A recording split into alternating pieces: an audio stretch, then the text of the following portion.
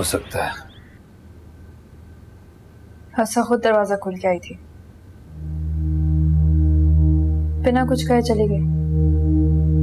उसने तो कुछ भी बताने की जहमत नहीं की कि कौन आया था, और तो और उसने तो ये भी नहीं बताया कि वो खुद क्यों आई थी। कुछ अजीब सी बातें कर रही थी और फिर किसी के साथ चली गई। वो जैन आया होगा, शायद उसको वो अंदर लाना नहीं चाहती होगी इसलिए चली गई। इसका मतलब है कि हफ्सा को पता है कि अंजिला इधर है और जैन नहीं जानता।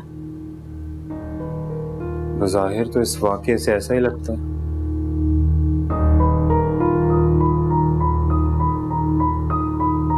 आप क्या सोच रहे हैं? हाँ नहीं, मैं ये सोच रहा हूँ कि अगर हफ्सा जानती है कि तुम यहाँ हो तो फिर उसके यहाँ आने का कोई ना कोई मकसद तो जरूर होगा। उसका जो भी मकसद था वो सिर्फ आपको बताना चाहती थी, मुझसे उसने कुछ नहीं कहा।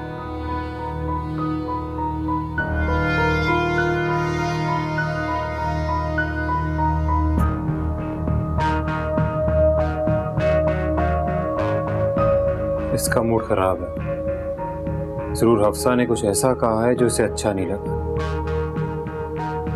पता नहीं क्या कहा है।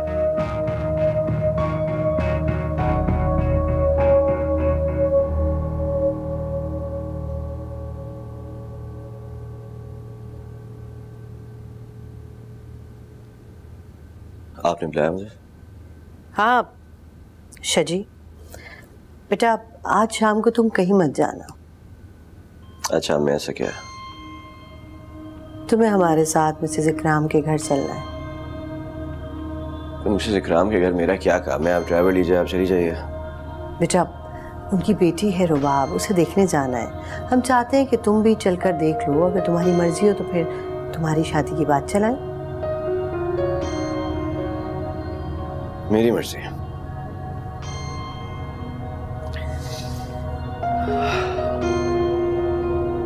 मेरी मर्जी तो मैं आपको पहले ही बता चुका हूँ। शजी बेटा, हम और तुम्हारे बाबा ये हरगिज नहीं चाहते कि तुम्हारी शादी एक ऐसी लड़की से हो जो हमारे घर में हमारे ही टुकड़ों पर पलकर जवान हुई है।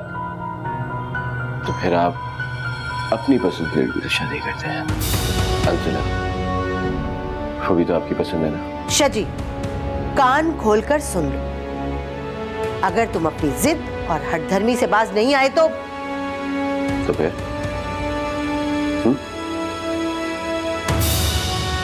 तो हम तुम्हें अपनी जायदाद से आग कर देंगे। अपने अपने लाडले बेटी की शादी तो अंजिला से बड़े धूमधाम से की थी। मनहूस है वो, नहीं है तुम्हारे काबिल। हाँ। फिर आप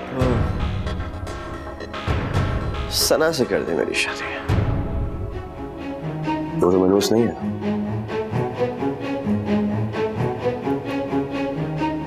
इसका मतलब ये है कि तुम हमारे फैसले से इनकार कर रहे हो।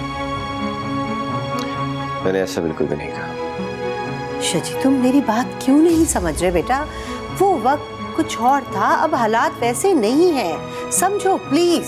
ऐसा क्यों होता है कि हमेशा मेरे लिए ही हालात बदल जाते हैं? एक औरत जिसकी हैसियत इस घर में मुलाजमों से कम नहीं है, उसकी बेटी से शादी करने का मतलब समझते हो तुम?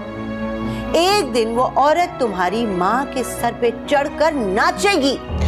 काश कि मैं आपकी बात को समझ सकता होता,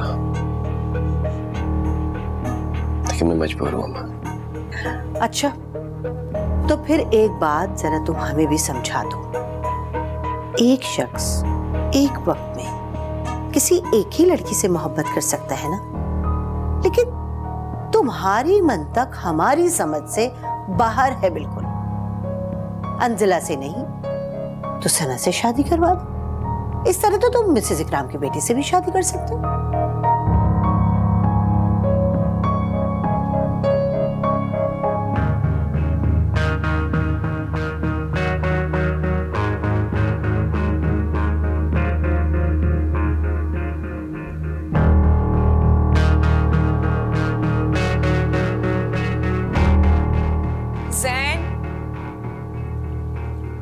लगता है आ गई महारानी।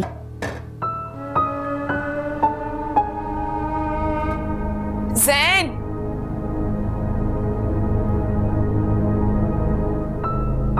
हफ्सा तुम कहाँ थी? ज़ैन, मैं पहले ही बहुत थक गई। प्लीज पहले एक गिलास पानी पिला दोगे?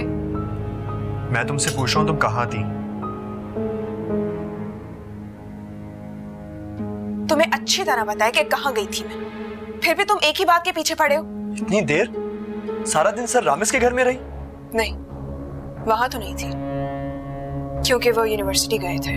तुम मुझे सर रामिस के घर लेके नहीं गई। चलो मैंने मान लिया तुम्हें कोई जरूरी काम होगा, उसके बाद तुम सारा दिन कहाँ थी?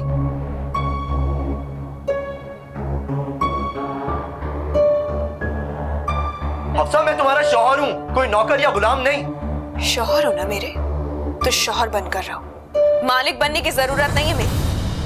दम घुटता है मेरा तुम्हारे इस छोटे से घर में। समंदर के किनारे जानकर बैठी थी मैं और अपनी जिंदगी का मातम मना रही थी। हटो ना से।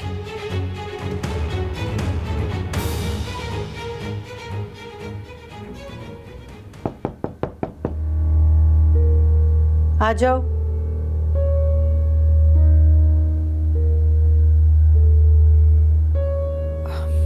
भाभी, आपने मुझे बुलाया है?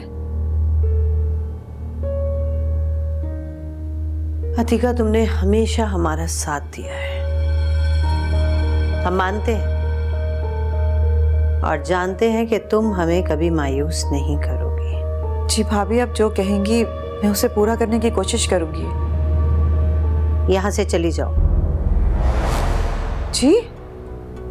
इस घर से चली जाओ आज और इसी वक्त, या फिर ऐसी ही किसी रात में जब शजी घर पर ना हो, खामोशी से चली जाओ और अपनी बेटी सना को भी अपने साथ ले जाओ।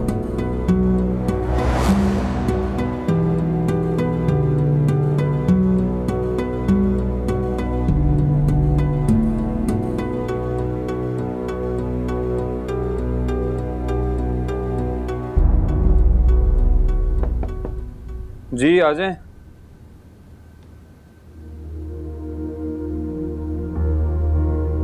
मैं रात देर तक काम कर रहा होता हूँ, तुम मेरे कमरे में दस्तक दिए बगैर कभी भी आ सकते।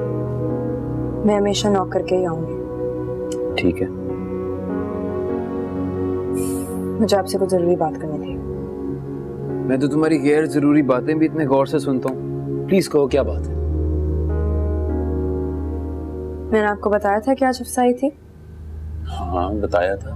वो कह रही थी कि वो बहुत कुछ जानती है। मैं आपसे पूछने आई हूँ कि वो क्या जानती है।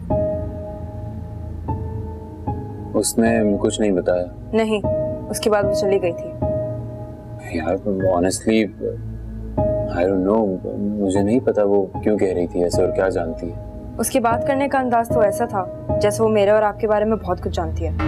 ओ नहीं अंजला, जो तुम समझ रही हो ऐसा कुछ भी नहीं। तो कैसा है?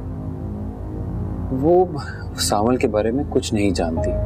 आपकी बातों से लग रहा है कि आप जानते हैं कि हफ्सा की बात का क्या मतलब है, मगर आप मुझे बताना नहीं चाहते।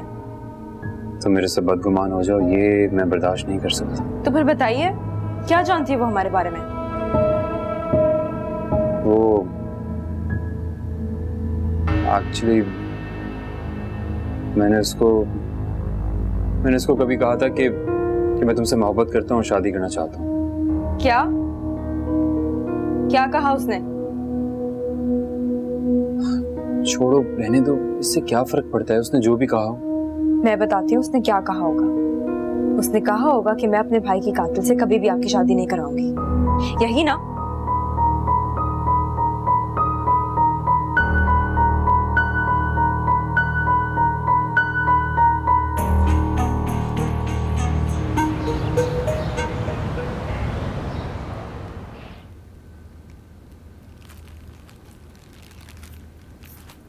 देखो मैंने कितनी अच्छी शॉपिंग की है। वो तो टाइम नहीं मिला, वरना और भी ले लेती। सर मुझे अब यकीन आ चुका है। कैसा यकीन? तुमने मुझसे शादी मोहब्बत से नहीं, सिर्फ और सिर्फ अपनी माँ से लगाई हुई जिद की वजह से की थी। तुम अपनी माँ से जीतना चाहती थी और तुम जीत गई। क्या मतलब है तुम्हारा? सर यही तो मैं तुमसे पूछना चाहता हूँ, आखिर मतलब क्या इन सब बातों का जो तुम मेरे साथ कर रही हो? आखिर मैंने क्या कर दिया है ज़ैन? तुम्हें नहीं मालूम कि तुम्हारा क्या रवैया है मेरे साथ? जैसे मैं कोई खरीदा हुआ मुलाजिम हूं तुम्हारा। जिसके साथ जैसा दिल चाहे वैसा सलूक करो तुम। वही मैं पूछ रही हूँ, बताओगे मुझे क्या किया है मैंने? क्या किया है? सारा सारा दिन तुम घर से बाहर रहती हो, मेरे माँ बाप को तुम सलाम करना तक पसंद नहीं करती, और उल्टा तुम मुझसे पूछ रही हो कि तुमने क्या किया है?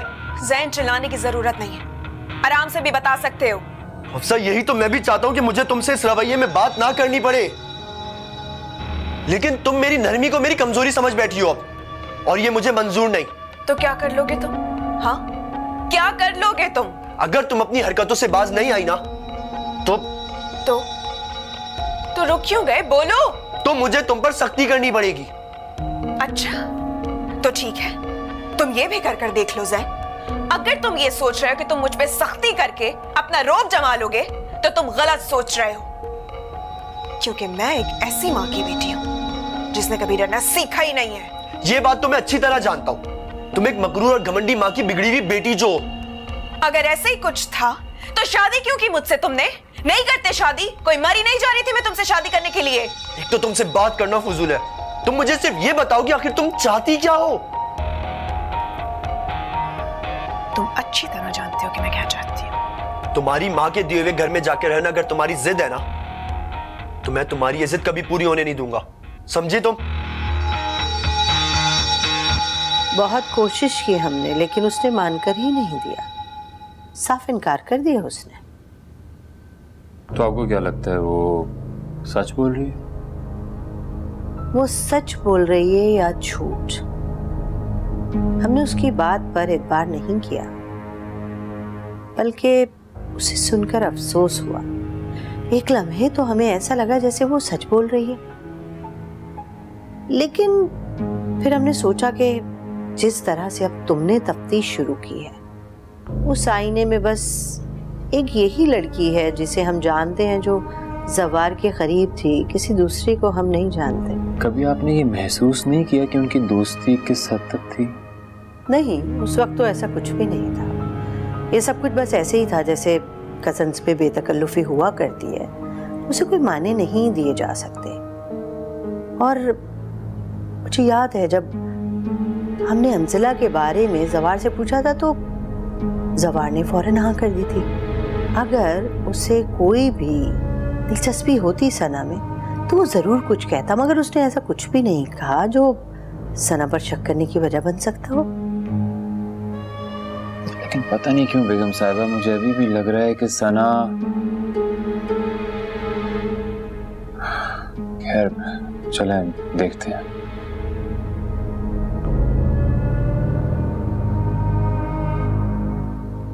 तुम शज्जी के पास गई थी? और मैंने उसको वही कहा है जो आपने मुझे कहने के लिए कहा था। नहीं बताया उसको कि अंजला कहाँ है। ये तुमने बहुत अच्छा किया। अब तुम देखना मैं मिसेस जलाल की नींदें कैसे उड़ाती। उनकी जिंदगी हराम ना कर दी ना तो मेरा नाम भी अतीका नहीं। लेकिन मुझे सबसे क्या मिलेगा? वो शज्जी तो अभी भी अंजला के चक्कर में है, मुझे तो कोई फायदा नहीं होगा ना। कभी कभी तो दिल चाहता है कि भाड़ में जाए शज्जी और अंजला।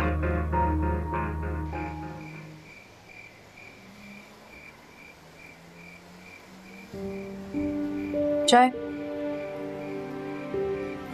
Thank you.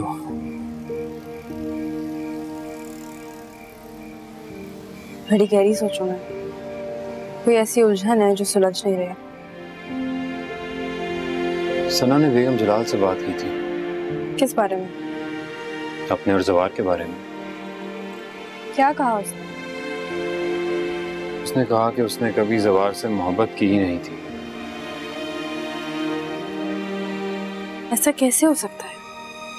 कोई अपनी मोहब्बत से कैसे मुकर सकता है? I don't know, उसकी इस बात के पीछे क्या मकसद है। लगता है ये बात कभी भी नहीं खुल सकेगी, हमेशा पर्दे के पीछे ही छुपी रहेगी। अंजला, ऐसे मायूसी की बातें मत सोचो। अल्लाह के घर में देर है अंधेर नहीं। तुम देख लेना, एक दिन दुनिया के सामने असल बात जरूर आएगी। Trust me.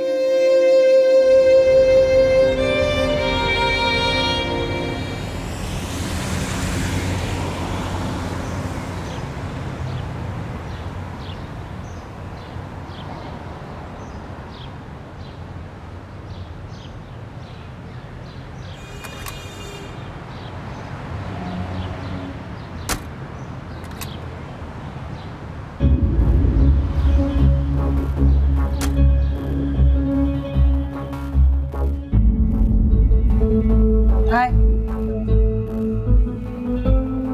सना, तुमने मुझे इतनी इमरजेंसी में क्यों बुलाया? सब ठीक तो है? यहाँ मेरी जिंदगी दांव पर लगी है और तुम्हें इमरजेंसी की पड़ी है। क्या कह रही हो? मुझे कुछ समझ में नहीं आ रहा। क्या हुआ है? कुछ नहीं हुआ और जरूरी नहीं कि हर बात को समझा जाए। काम है मुझे तुमसे, इसलिए बुलाया यहाँ पर। हाँ बोलो, क्या काम है?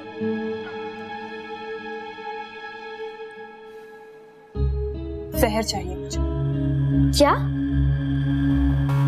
अब क्या करना है जहर का? तुम ये सब छोड़ो, मुझे बताओ कि कब लाकर दोगे। देखो सना, ये सब कुछ इतना आसान नहीं है और प्लीज मैं अब किसी मसले में नहीं पड़ना चाहती। मुझे सबसे दूर रखो, मैं कुछ नहीं कर सकती। क्यों? अब क्या हो गया? पहले तो तुमने मेरा ये काम कर दिया था। देखो सना, पहले की बात कुछ और थी। हॉस्पिटल में अब इन सब चीजों को बहुत निगरानी में रखा जाता है। अब ये सब कुछ नहीं हो पाएगा। मगर तुम बता क्यों नहीं रही? तुम क्या करोगी? अगर मैं तुम्हें बता दूं, फिर लाकर दोगी? मैं कोशिश करूंगी। तो फिर सुन, जो जहर